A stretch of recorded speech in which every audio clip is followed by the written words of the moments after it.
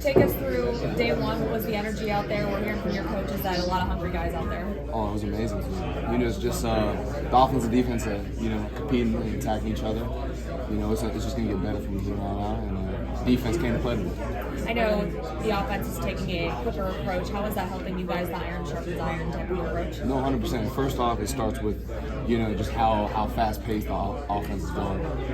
We're in play 2-3, and, guys are winded, but, you got to keep pushing through and make your plays and be mentally strong in that factor. But the offense is just going to make the defense so much better. Talk about yourself and the growth you've seen in the past year. I mean, compared to where you were a year ago, where are you now in terms of your game, knowing the defense, and just being a leader? I just take it one day at a time. That's my mentality my whole life. I try to be as positive as I possibly can be end of the day, but I don't get better without my teammates around me. Safeties like PJ O'Brien and Javon McIntyre pushing me to be the best safety I could possibly be. And when it comes down to being a vocal leader, I continue to just be more comfortable in the system and get brought up by guys like Brandon George and other veteran players on our team and help me become more vocal and help me be a better player at the end of the day. Donovan, with the turnover from last year, and you kind of being like the guy now on this defense, sort of the leader of this defense, and also being a local kid, do you feel that kind of pressure on yourself, and how have you been handling it?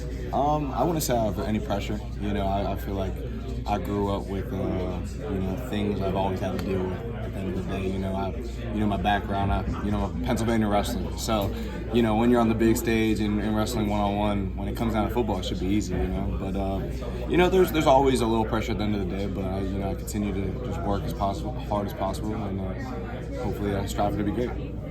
How would you describe this offseason? Did it feel long? Did it feel normal coming off of 3-9? Was it like eating at you every day? Oh no, it was the farthest thing from normal. I can say that. We continue to think about that every single day.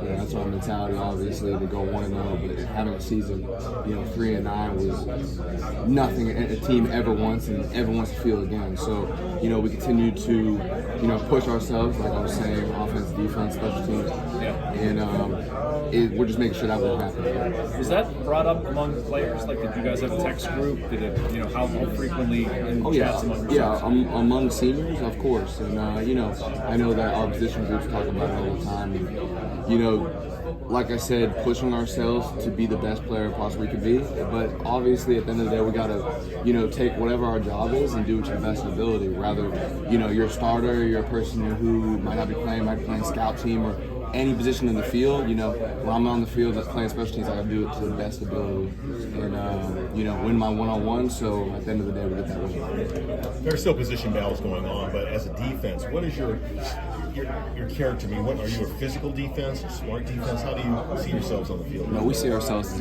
physical, aggressive, and like killer mentalities. I feel like we lost that a little bit last year. You watch defense like the 21 and the 22 defense, and those guys, you see a lot of those guys in the league. Obviously, there's no reason that our team shouldn't have the same ability to do the same thing this year. Just guys going out there and winning your one-on-one at the end of the day. And not just winning it, but beating your opponent.